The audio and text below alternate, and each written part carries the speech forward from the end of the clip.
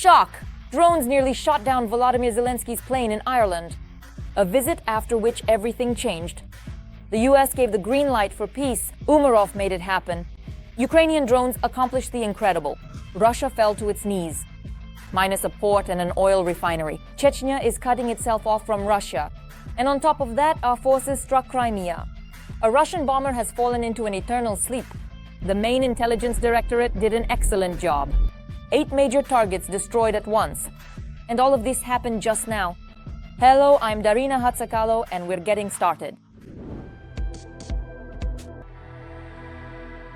Urgent: an assassination attempt on Volodymyr Zelensky in Ireland. 4 unidentified drones near the presidential plane, right in the sky over Dublin. The first details have already been leaked to the media. The plane landed a little earlier than scheduled, just a few minutes before the incident, which occurred around 11 o'clock p.m. The drones reached the location where Zelensky's plane was expected, right at the moment when it was supposed to fly by. Meanwhile, the Irish Times, citing its own sources, noted that a military ship had been secretly dispatched to the Irish Sea. Amid the Ukrainian leader's visit, it detected not 4 but 5 drones at once. It also became known that the military did not shoot down the aerial targets, likely because they did not have effective countermeasures. Irish law enforcement believed that their goal was to disrupt the arrival of the plane. From Zelensky to Ireland. Ukraine has confirmed the information about the incident. The responsibility for security lies with the host side. According to their information, there really were such drones. But this did not affect the visit and did not force any changes to the visit. US Vice President J. Divins announced good news regarding the end of the war in Ukraine. I truly believe that we have made significant progress, but we haven't quite reached the finish line yet. I think there is hope, and I hope that in the next few weeks there will be good news in this direction. Thus, the loud statement was made against the backdrop of a new round of negotiations between the Ukrainian and American sides. According to media reports, the negotiations between the delegations in Florida have concluded. The talks were represented by NSDC Secretary Rustem Umarov and Chief of the General Staff of the Armed Forces of Ukraine, Andriy Natov. We are monitoring for updates. The good birds are back in action. Ukrainian drones paid a visit to the port of Temryuk in Krasnodar Krai.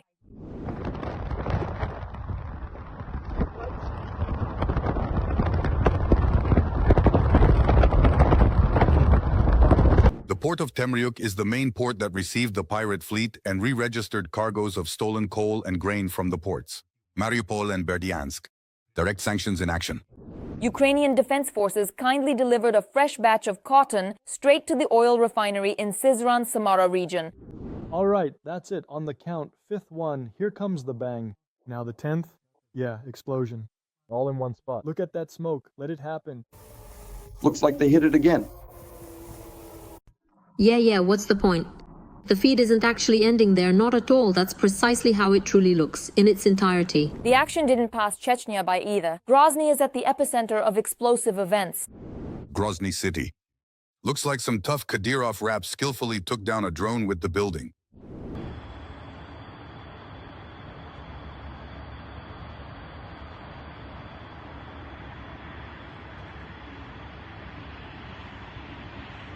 In the damaged skyscraper, according to mapping services, are located the Chechen Security Council, the Republic's Ministry of Tourism, the Audit Chamber, the Regional Election Commission, the Regional Department for Relations with Religious and Public Organizations, the Regional Office of the Ministry of Justice, and so on. A devastating blow to the enemy in the temporarily occupied Crimea by the Primarig unit.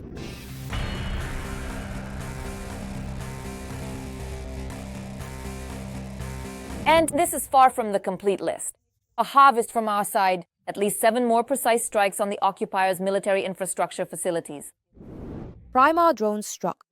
An antenna in a radio-transparent dome, a 39 November 6K102 Echo 2 Orion UAV radar station, 248 Yankee Alpha 6K1 Podliot radar stations, a freight train, and a Ural truck belonging to Russian forces.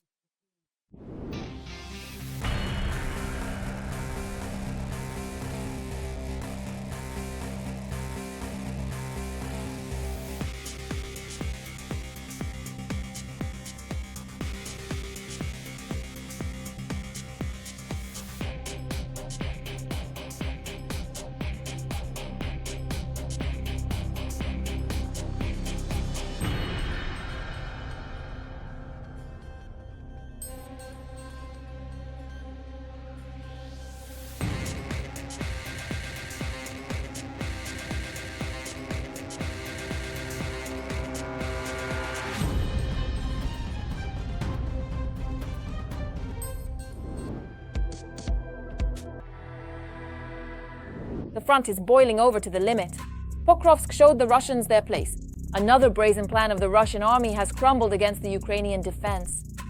Putin is on edge again. Kupiansk is slipping out of the occupiers' grasp. Our forces are confidently advancing in the city. Near Huliaipol, another failure for the Russians. Ukrainian forces struck the enemy hard, and it seems the adversary has trapped itself on the front line. The first details about this are coming up in the report. Don't count your chickens before they hatch. This Ukrainian proverb perfectly describes the current situation of the Russian armed forces in the Lyman direction. Yes, the occupiers managed to advance a little here, which was immediately reported to the Hazy spy. But they are apparently also read by Ukrainian intelligence. Thanks to this, the armed forces of Ukraine received operational data, which they immediately used. I want to thank the Russian military corps. Timofey Yermakov. In his Telegram channel, he spoke about our positions. Thanks to this, the Ukrainians found us and took the flank. They killed. At the same time, the heaviest battles on the front traditionally take place in the Pokrovsk area. A high-ranking NATO official stated that the Russians control 95% of the city. In Ukraine, however, they explained that in the West, the so-called gray zones are often attributed to the occupiers, without fully understanding the specifics of the fighting. Therefore, the situation is actually better, although it is still very difficult. Today, the Russians control a large part of Pokrovsk. At present, a significant portion of the city is considered a so-called gray zone. Today, the Russians are trying to disrupt our logistics as much as possible, including those of the Mirnohrad garrison, since this is a single Pokrovsk-Mirnohrad agglomeration.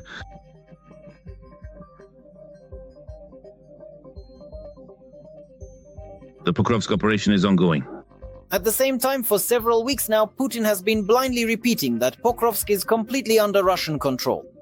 According to Scan News, Russia deliberately announced the capture of Pokrovsk ahead of negotiations with the US, which took place on December 2nd. However, in reality, things are completely different. Moreover, the East Military Group reported that the defense forces are organizing reinforcements. They are establishing logistical routes to supply units in Pokrovsk and Mirnohrad, where intense fighting continues. And in the city itself, the armed forces of Ukraine continue to eliminate Russian occupiers within the urban area. In the 7th Rapid Response Corps of the Air Assault Forces of the Armed Forces of Ukraine, Reuters reported that they are holding the northern part of Pokrovsk and conducting assault operations in the southern part where Russian troops predominate. Another settlement that remains in the headlines is Kupiansk. Despite daily attempts by the Russians to turn the situation around, they have not succeeded. The initiative remains with the armed forces of Ukraine, and the clearing of enemy units is already taking place on the outskirts of the city. At the moment, the city is 50 to 60% completely under the control of the defense forces, and about 20% is a gray zone. As always, the Special Operations Forces units have performed excellently. They played a crucial role at the most critical moment. Moreover, Commander-in-Chief Oleksandr Syrsky stated that the armed forces of Ukraine are not only destroying the enemy, but also cutting off the occupiers' logistical routes. In particular, those routes the enemy uses to try to send in reserve forces. There is no rest, the operation continues. And in fact, the very blocking of those routes was already taking place, the ones through which the enemy had established infiltration into Kupiansk. This is actually what corresponds to reality, because if it were otherwise, we would see changes on the map in Kupiansk, but there are no changes there at all. Disturbing news has been coming from the Zaporizhia region lately. Our command acknowledges that the enemy has had some success there. However, the general staff is making every effort to stabilize the situation. And according to analysts, the pace of the enemy's advance has already been significantly reduced. The open field which the enemy was counting on entering remains unsecured. Here and now it continues to hold. Some Russian units that previously tried to infiltrate this populated front area were destroyed. And in principle, in the near future, I think we will see the same stabilization of the front in this sector. Overall, in the past 24 hours, the enemy has attempted to storm the positions of the armed forces over 200 times. 1,200 occupiers, as well as nearly 50 vehicles and more than a dozen artillery systems, were destroyed.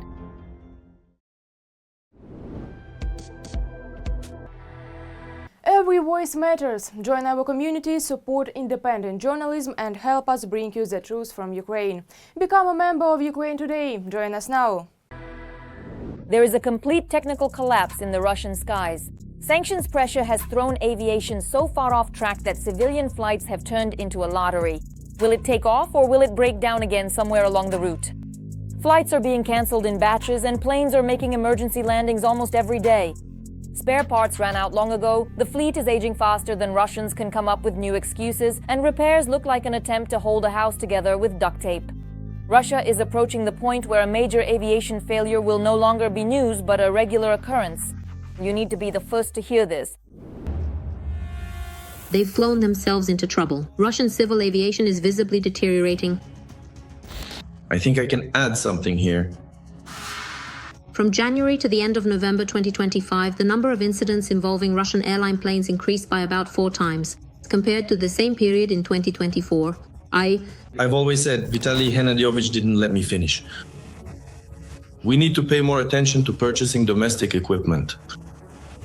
If we had done this in previous years, maybe things would be easier now. During this time, over 800 cases of malfunctions were recorded in the country, which led to flight cancellations or emergency interruptions. Whereas during the same period in 2024, there were no more than 200 such incidents. So, Vladimir Vladimirovich, what will we be flying on? We will, of course we will. But will there actually be anything to fly on and how safe is it? This year, Russian commercial aviation has experienced 2 accidents and 2 air disasters in which 53 people lost their lives. According to the Moscow Times, the most serious of these was the crash of an Angara Airlines and 24 aircraft at the end of July. The aircraft was manufactured in 1976. This is primarily due to the deterioration of the technical condition of the Russian aviation fleet and Russian civil aircraft. Nevertheless, we can clearly see that over the past year, and in fact particularly at the very beginning of this current year, there has been a noticeable trend. Russian civil aviation and the authorities in charge of civil aviation have repeatedly appealed to ICAO with a request to lift the restrictions from Russia. The sanctions in order to open up the possibility of accessing armed components and spare parts for Boeing and Airbus aircraft, which account for 80 to 90%. At the beginning of October, the head of Rosaviatsia stated that, according to the less optimistic forecast, in the next 5 years, Russia may lose 339 aircraft, including 109 foreign-made ones. Overall, according to the agency, the fleet of Russian airlines numbers just over 1,000 civil aircraft.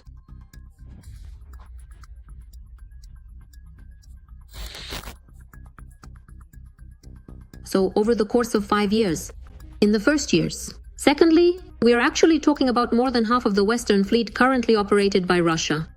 According to various estimates, as of today, the fleet of the Russian Federation may include about 150 to 600 Western airliners, about a third of which can no longer be used at this point.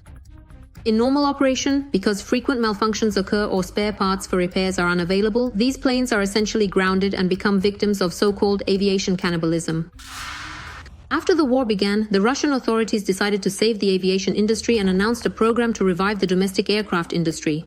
It was planned that the production of civil aircraft in Russia would, within just a few years, reach the level of the Soviet Union, and that by 2030 alone, companies would receive more than 1,000 domestically produced planes.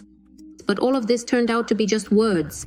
At the beginning of 2025, the government decided to reduce the aircraft production plan by 1.5 times. We see that the level and the technologies that are necessary for the production of these aircraft are critically dependent on Russia's ability to purchase Western components, Western assemblies, Western technologies, including specialized equipment and manufacturing tools. So, if we look into the foreseeable future, Russians will not be able to fly for a significantly much longer period of time. We see that Russia continues to use the so-called parallel import mechanism, which essentially allows for the re-export of components and spare parts. Firstly, and secondly, this leads to airplanes being fitted with spare parts of questionable origin, as well as spare parts that were previously used, which results in decreased flight safety and a continued increase in aviation equipment failures. And as a result, we are seeing an increase in the number of air crashes, including casualties associated with them. The lifting of Western sanctions could have saved Russian civil aviation, but such a scenario is currently impossible. And new airplanes are long-term orders, contracts for decades and billions of dollars, which Putin's Russia is critically lacking because of the war.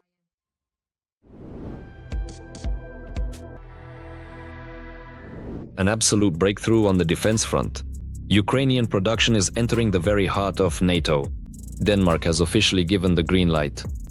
What once seemed impossible is already becoming reality. Components for ballistic systems will soon be rolling off the assembly line on the territory of an ally. Copenhagen has taken a step that others have only discussed. Funding, technology, modernization, everything is coming together at one point. Denmark is doing what Russia doesn't even dare to dream of. The Ukrainian defense industry is reaching a new level, and the Kremlin is already visibly nervous. Details of this breakthrough, which has left Russian propaganda choking with envy, are coming up in the report.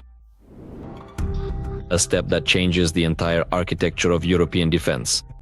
For the first time in NATO's history, a member country of the alliance is officially allowing Ukraine to set up defense production on its territory. The Danish government announced the project on September 3, 2025, calling it a helping hand for Ukraine in its struggle to preserve sovereignty and security amid the conflict with Russia. In the small Danish town of Vojens in southern Jutland, right next to the Skrydstrup air base where F-16s are on combat duty, the first piles of a Ukrainian factory are being driven into the ground. This is much more than just the construction of another industrial facility. This is the architecture of future European security. The best help that we can provide Ukraine right now, it is the support of the Ukrainian defense industry. Ukraine must become even more self-sufficient. And by welcoming the first Ukrainian company in Denmark, we are taking our step forward in support. In this way, production cannot be stopped by Russian attacks, and at the same time, cooperation between Ukrainian and Danish companies will be strengthened. The project is being implemented by the Ukrainian company 5 Point, known for developing the Flamingo missile, one of the most successful Ukrainian innovations in recent years. But in Denmark, they will not be producing missiles, but rather their heart, the solid rocket fuel. This is a critically important component needed for every long-range system, every interceptor, every complex that is currently targeting Russian military objectives.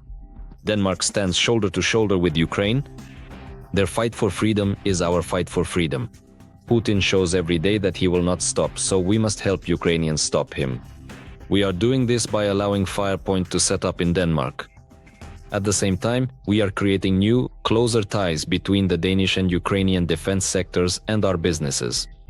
This contributes to our security and creates more opportunities for Danish companies to support the defense of Europe and Ukraine's fight for freedom. The location next to the airbase was not chosen by chance. This means ready infrastructure, enhanced security, and the possibility of integration into NATO's overall logistics routes. And Denmark is allocating 500 million kroner for this. We are increasing the security of our own production.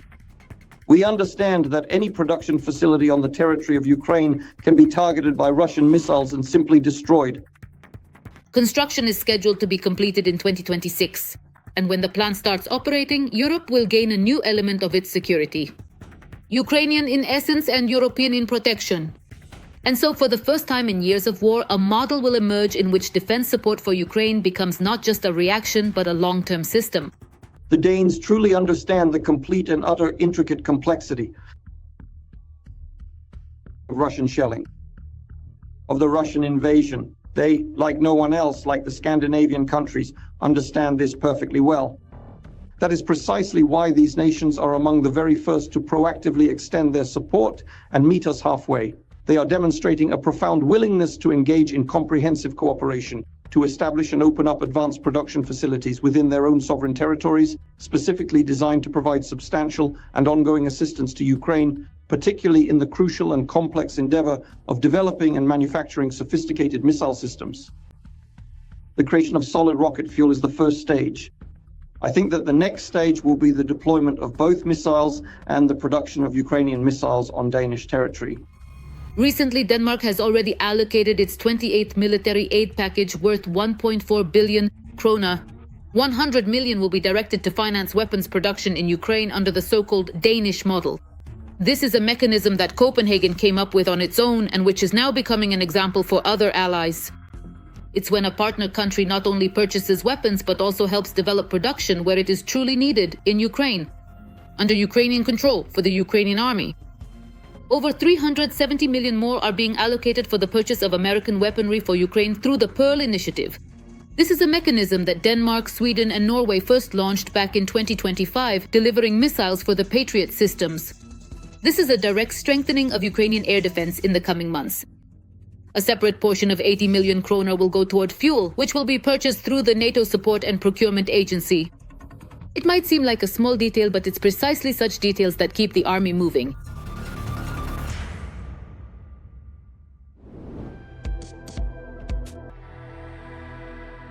With that, we conclude our broadcast.